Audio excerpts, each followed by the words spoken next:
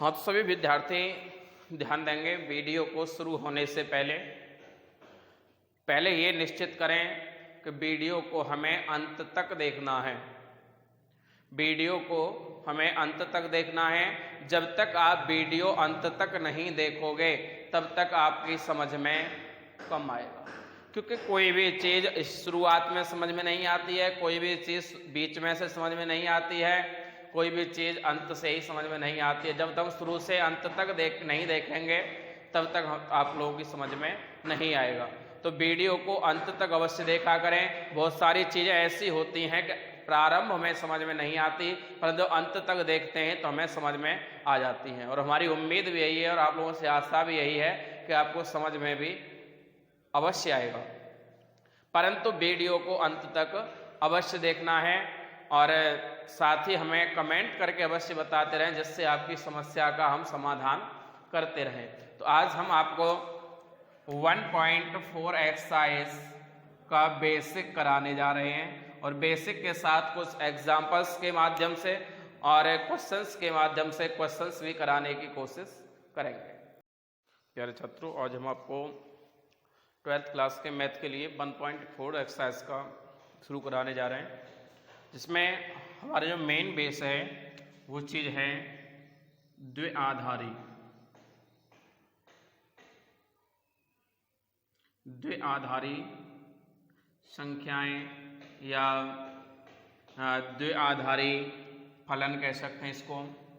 अब देखिए द्विआधारी, जैसे कि यहाँ पर जो मेन बेस है वो है द्विआधारी का, तो द्वि का मतलब होता है दो और आधारी आधार, यानी किन्हीं भी दो आधारों पर आधारित, दो वस्तुओं पर आधारित, दो संख्याओं पर आधारित प्रश्नों की बात करेंगे हम यहाँ द्विआधारी फलन के लिए। तो द्विआधारी संख्याओं के बारे में आपने पूर्व में पढ़ा होगा, इसको इंग्लिश में बोलते हैं बाइनरी ऑपरेशन। Binary operation. तो द्विआधारी जो फलन होते हैं, पहले तो हमें ये देखना है कि ये एक फंक्शन यानी फलन है या नहीं। तो द्विआधारी के लिए सबसे जो मेन चीज है वो ध्यान से सुन लें। यदि हम इसकी परिभाषा कहें तो दो वस्तुओं पर आधारित, दो वस्तुओं पर, दो संख्याओं पर आधारित जो चीजें होंगी उन्हें हम क्या कहेंगे? द्विआधारी कहेंगे। अब द्विआधारी के लिए कुछ एग्जाम्पल्स हैं, कुछ बेसिक टॉपिक्स हैं जिससे हम समझ सकेंगे कि ये द्विआधारी है या नहीं। देखो, मैं पीछे आपको बता चुका हूं कि एक हमारा आता है वास्तविक संख्याएं, पीछे बता चुका हूं वास्तविक संख्याओं को R से प्रदर्शित करते हैं रियल नंबर्स। इनके मैंने आपको दो भाग बताए थे, एक दशमलव वाले और दूसरे बिना दशमलव वाले। इनके भी दो पार्ट मैंने आपको बताए थे, परिमेय और अपरिमेय। इनको Q से नोट करते हैं। और इसके तीन भाग मैंने आप लोगों को बताए थे, एक तो पूर्णांक जिसे इंग्लिश में इंटीजर कहते हैं और इसे Z से नोट करते हैं। दूसरा बताया था पूर्ण संख्याएं, इन्हें W से डिनोट करते हैं और टोटल इसको होल नंबर्स कहते हैं। नेक्स्ट आता है प्राकृतिक संख्याएं, इन्हें नेचुरल नंबर कहते हैं और N से प्रदर्शित करते हैं।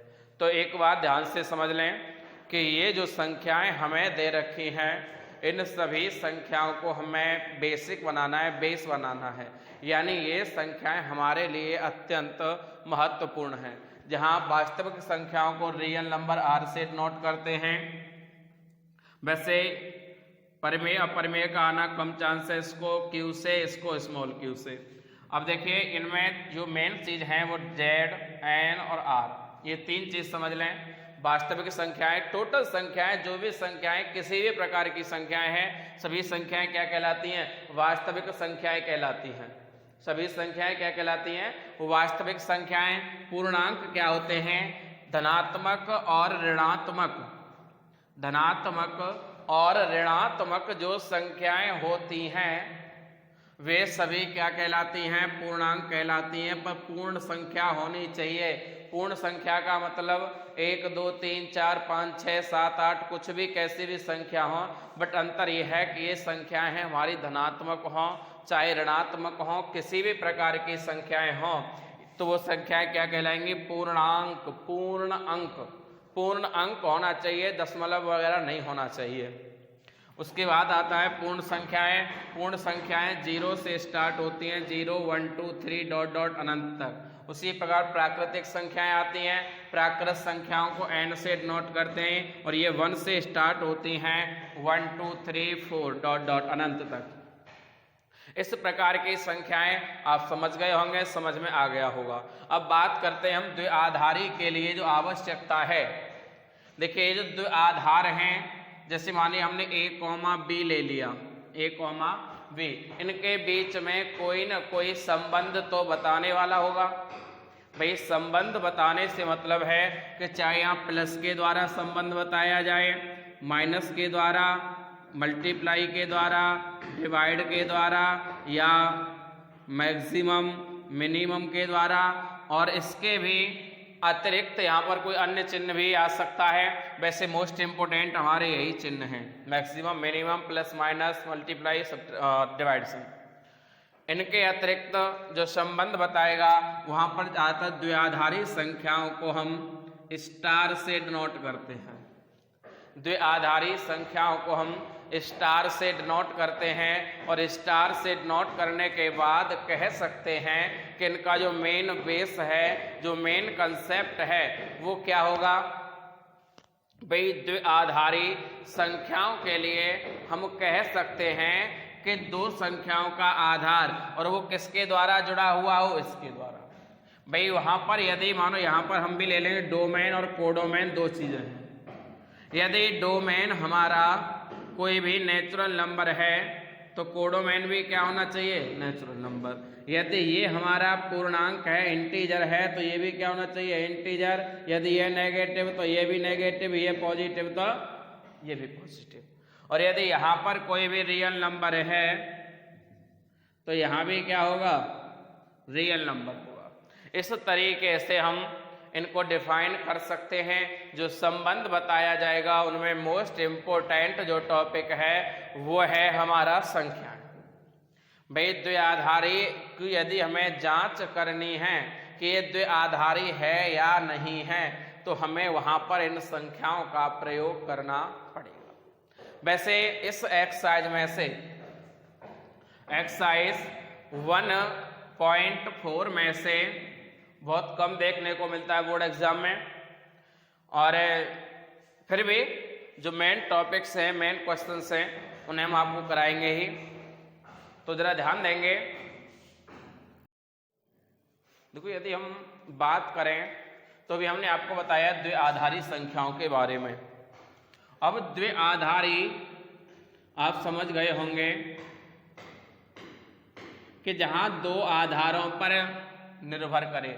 निर्भर क्या करे मैं पीछे बता भी चुका हूं कैसे हम स्टार से नोट करते हैं। स्टार में यदि दे दिया जाए कि यहाँ पर z प्लस के रूप में कोई संख्या है और यहाँ पर भी z प्लस है, a प्लस b, तो इधर भी क्या आएगा? a स्टार b, यानी इनके बीच में a माइनस b का संबंध दिया हुआ है। अब a माइनस b के संबंध में हमें संबंध को बताना है। देखो यहाँ दिया है कि एक पूर्णांक है, और यदि यहाँ पर भी एक पूर्णांक आ जाता है तो हम कह सकते हैं कि ये द्विआधारी संख्या है। तो ये हमारा द्विआधारी का जो मतलब है वो है कि हमारा दोनों तरफ का मेन, यदि पूर्णांक है तो इधर भी क्या होना चाहिए? पूर्णांक। और यदि ऐसा है तो ये द्विआधारी है, और ऐसा नहीं है तो द्विआधारी नहीं है। दूसरा बेस आता है हमारा क्रम विनिमय एवं साहचर्य के लिए। देखो साहचर्य और क्रम विनिमय, ये भी ध्यान दें कि अधिकतर इसकी जगह हम माइनस का ही प्रयोग करते हैं स्टार की जगह। क्रम विनिमय में क्या है कि यदि दिया है कि a माइनस बी बराबर है b माइनस ए के, यदि a माइनस बी बराबर होता है b माइनस ए के तो हाँ क्रम विनिमय होगा। यदि कह सकते हैं कि LHS इक्वल टू RHS है इस टाइप से, तो वहाँ क्रम विनिमय का नियम लागू होता है। और यदि कह दिया जाए कि हमें दिया जाए कि ए स्टार वी स्टार सी बराबर वी स्टार सी स्टार ए, इस टाइप से दे दिया जाए। भाई आपने बहुत सारे क्वेश्चंस पढ़े होंगे कि ए प्लस बी प्लस सी बराबर बी प्लस सी प्लस ए, इस टाइप से या माइनस या कुछ भी लगा करके।